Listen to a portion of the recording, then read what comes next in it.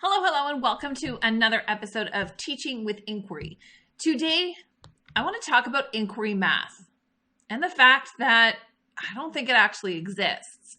I don't know about you, but right now, everybody has an opinion, whether they are a teacher or they are not a teacher, has an opinion about how teachers today are teaching math.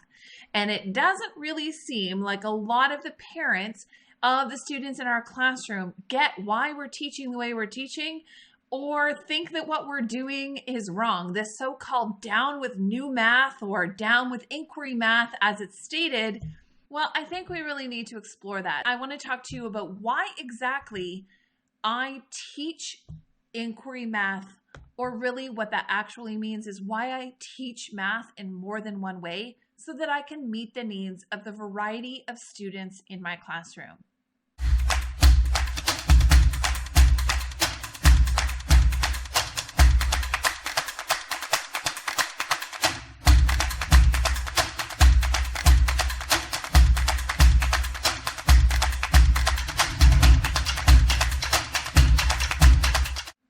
My name is Patty, and I'm a 4-5 split grade teacher here in Ontario, Canada, and I come live every single Monday night at 9 o'clock here on Facebook to talk about inquiry-based teaching strategies across the curriculum so that you can use more inquiry-based instruction in your room and make teaching and learning both fun for you and your students. So, math. I want to go all the way back to myself as a math student. I did pretty good in math, but I would not have done pretty good in math if I didn't have some amazing teachers. Shout out to my grade 11 math, Miss Galena. She was amazing, but one of the reasons she was so amazing is because she recognized that I needed to understand math just a little bit differently than the majority of my classmates. So while she would go and teach at the front of the room and she'd show everybody the steps of how to do something that we did in grade 11 math, she would also take the time to sit with me after the lesson and walk me through step by step and answering the million questions that I had, because I needed to actually understand what was happening. I needed to know why we flipped when we multiplied fractions. I needed to know why the algorithm for long division actually worked and what was happening with the numbers. I tend to be a much more visual learner and a visual thinker. I will draw things out and be able to explain it. So I need to see it in order to understand it. And she was a teacher that recognized that while I could do math and did have a strength in math, I needed to be taught and learn things a little bit differently than the average student in her classroom. And she took that time to do it. Fast forward to me as a teacher, I still use those lessons that Miss Galena taught me to teach my own students. And I recognize that developmentally, math can sometimes be hard. And the traditional standard algorithm and the way we teach things, while yes, it's efficient, doesn't make sense to all students. And it isn't the natural progression from what a primary student does to solve math problems where they can count and draw out numbers to transition to working into larger numbers. There needs to be a bridge number of strategies that we teach our junior students to help them get from those primary math skills into more advanced math thinking where they are using efficient strategies like the standard algorithm with much larger numbers. So we have to focus on that transitional phase between the primary learner and the intermediate learner. And our job as junior math teachers is to get to understand how students are transitioning, teaching our students multiple ways, getting them to understand what's actually happening when we multiply and divide numbers, before we pop them into teaching the standard algorithm, which is very much learning the routine and procedural way of quickly and simply solving math. We don't just want them to follow with like they're robots, but we actually want them to understand and to transition from drawing out pictures when they're in grade 2 and 3 to actually doing the standard algorithm. And there are quite a few bridge strategies that we can explicitly teach our students so that they can understand what's going on. Now, the second part of this as to why these conversations that I've had with people throughout my life have really shaped the way I teach math. The other thing is I was never so great at learning mental math strategies. I still require often a pencil and paper to solve larger questions. I was never really taught how to solve math in my head. So I constantly required that pencil and paper in order to be successful when working with larger numbers. That was until the Guide to Effective Instruction was introduced to me as I began teaching 13 years ago, and I saw that there were different ways to teach mental math strategies, things that were never taught to me. Now, for a lot of people, they just naturally put 2 and 2 together and will be able to do that kind of strategy in their head. Except for me, I was not that student. I actually needed to be explicitly taught a strategy in order for me to incorporate that in my mental math strategy toolbox. But because I wasn't, I didn't have anything built. Now, my husband is excellent at math, and his mental math strategies are actually, they blow me away all of the time. It's one of his just natural strengths that he has, is his ability to work with numbers in his head without necessarily needing to write them down. However, when I sit and ask my husband exactly step by step to walk me through what's happening in his head as he's solving complex math equations, what I come to realize is that the thing he's doing in his head to get to the answer is exactly the same thing that the Guide to Effective Instruction is showing us how to explicitly teach school-age children. Breaking apart numbers, estimation, making things simpler, that's what's happening in his head as he's adding numbers together. And that's what I'm explicitly teaching students as they're transitioning from a primary math skill into a junior or advanced junior math learner. I need to explicitly teach these students to break apart numbers and what this strategy looked like. And the best way for me to do that is to create a visual representation or a way to show students how to do this on the board. So I will teach my students a variety of different math strategies, and it's always my goal for them to learn one bridge strategy, especially if they're in grade 4. The curriculum will state that students need to use student-generated algorithms as well as the standard algorithm. And that is the expectation for both grade 4 and grade 5, especially when they're working with multiplication questions that involve multi-digit numbers. So I will work with my students to work through these different strategies, and I ask them to choose one. Now, what really happens is that I can write the same thing in different ways. And that's really all I'm doing. Using partial product strategies can be written in a multitude of ways.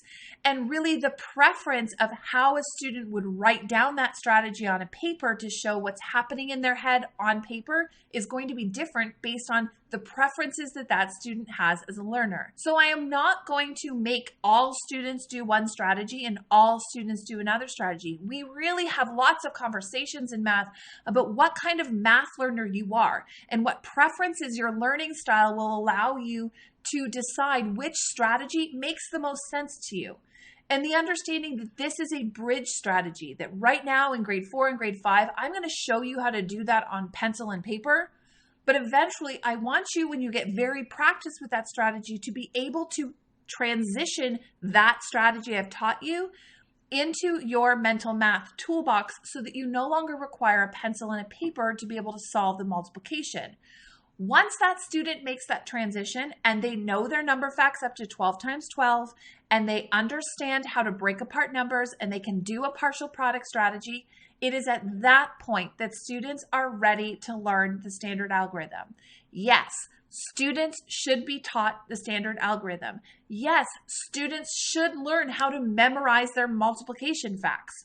These are all essential skills. We can still use rote learning. That's not gone by the wayside. But what I think is really important is we understand the importance of these student-generated algorithms and their role in a junior math classroom is it's the explicit teaching of a mental math strategy, and we are using them as a transitional phase to move our students from a primary type of math where they are looking at drawing numbers and the numbers they're using are countable to moving into much larger numbers and how we apply different strategies to larger numbers where old tools might not be as efficient when dealing with larger numbers. For example, if you are doing a question like 86 times 14, you probably are not going to want to draw out 14 groups of 86 things. That's an inefficient strategy.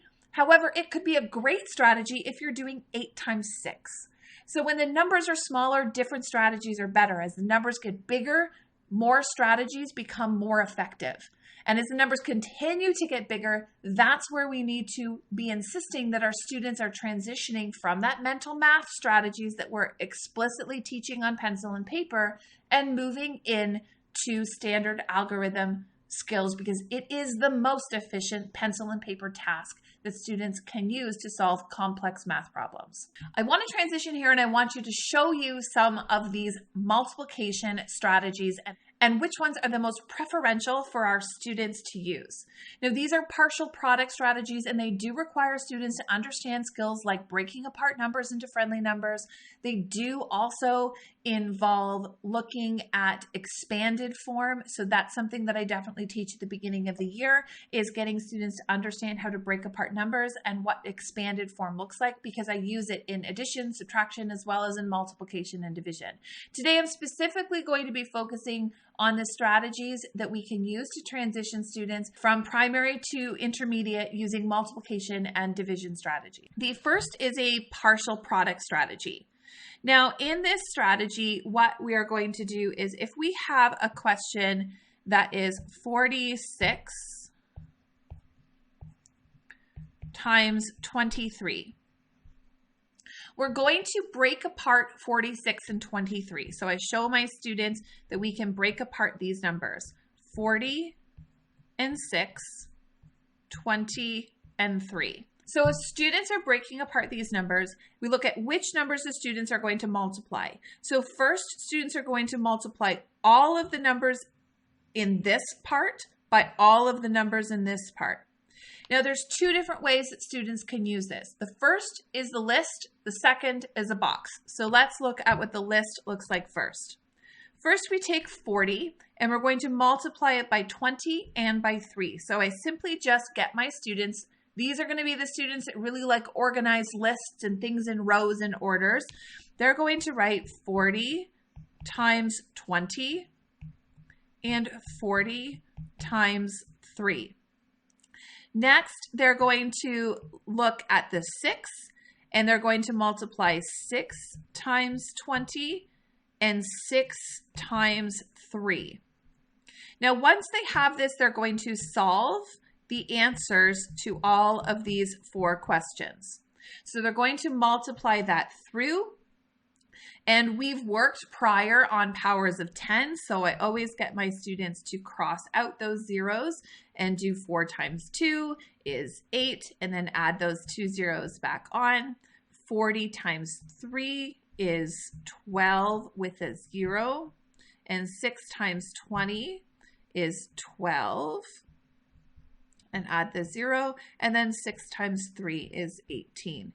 Now, students will then add these up and get their answer that 46 times 23 is 1,058. Now, this is a partial product strategy because you're breaking it apart, but they are also listing things out, and this seems to be a preference for many of my students. Some of my students will actually draw lines that connect them, so they will draw lines that say, okay, 40 times 20, 40 times 3, and then 6 times 20, 6 times 3, just to remember. So sometimes they'll call it the list and the arrows strategy for that in my classroom.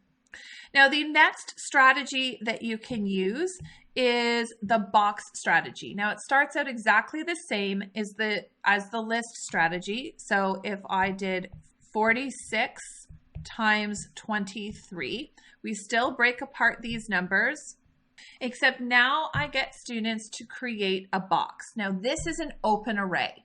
So you can start by using 46 and use place value blocks. So you could have how many 40s? So you'd have 46 and then 23 rows, and you can show students that 46 rows of 23 looks like with place value blocks. Or you can just draw it out if you want initially as you're showing them how it works. Eventually you want them to do an open array where they're not necessarily drawing inside all of the lines that might be in here. So you don't necessarily need to draw all of the lines that would be in there. But you will write 40 and 6 and then 20 and 3. And then you will break apart that box and students will multiply how many would be in here. So 40 times 20 would be 800. 40 times 3 is going to be cross off the 0, so that's 120. 6 times 3 is 18, as well as 20 times 6 is 120. Then students are going to add them all up, so 800, 120, 120, and 18. And they're going to get the answer is the same as the, there you go, get the answer is going to be the same as the last one. These replicate what can happen in a student's head when they're solving the problems. For some students, they need to see things in a list. For other students, they can visualize that box in their head and then multiply as needed, breaking things up and moving them apart. So another strategy I like to do right before I teach students the standard algorithm is still partial product, but it begins by looking like the standard algorithm.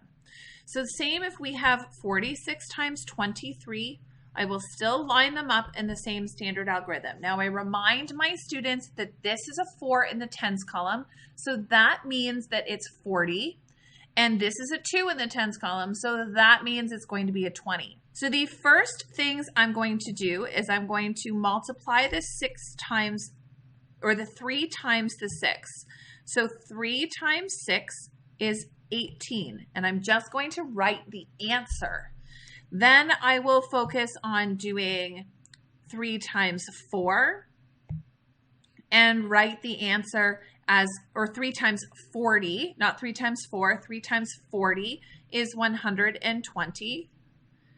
Then I will move on and do, or 20 times 6. So 20 times 6 is also 120. And then I will move on to 20 times 40 is 800.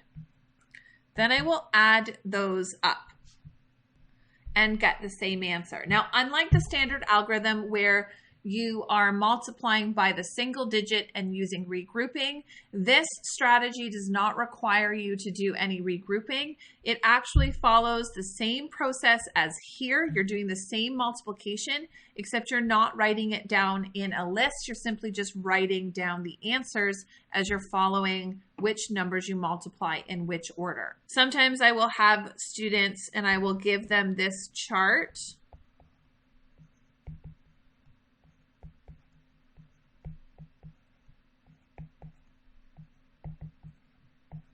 If they're struggling with the steps, or perhaps they maybe have working memory issues that I may want to highlight. So I will take this as a chart and I will let them know which ones they highlight first and which ones they do first in that pattern.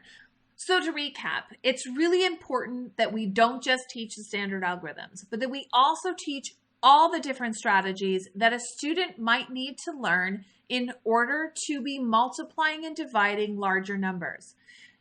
We have to teach them these strategies because it helps our students' brains bridge from a primary modeling strategy into more complex, larger numbers where standard algorithms are most efficient. We can all agree that these standard algorithms are much more efficient to deal with larger numbers, but we can't just teach it just because it's efficient. We also have an obligation to be making sure that our students understand what is happening and that we explicitly teach the mental math strategies that they are going to need to use when multiplying on the fly, like at the grocery store or at their first job at McDonald's. We want to make sure that students have a good number sense and a good understanding of what is happening when we are multiplying before we go and teach them a process that is procedural, even though it's efficient. So I challenge you to spend more time at getting to know your students, how they solve math, which strategies are most efficient, and to build up their endurance for solving multiplication questions, not only in their head, but also on pencil and paper. If you would like more information about teaching math in your classroom using inquiry-based strategies, you can go to www.madlylearning.com to check out all the things I have there on teaching math with inquiry.